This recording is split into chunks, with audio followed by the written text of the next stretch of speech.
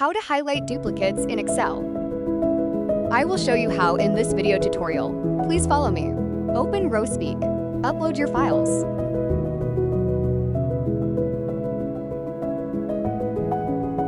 Tell RowSpeak which fields define a duplicate.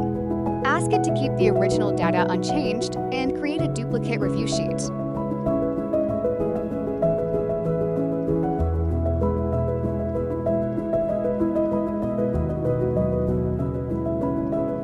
Review the highlighted records, match rule, and recommended action.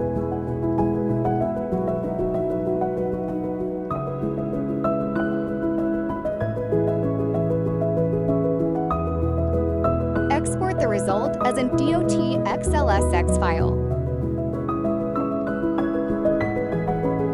Now your work has been done.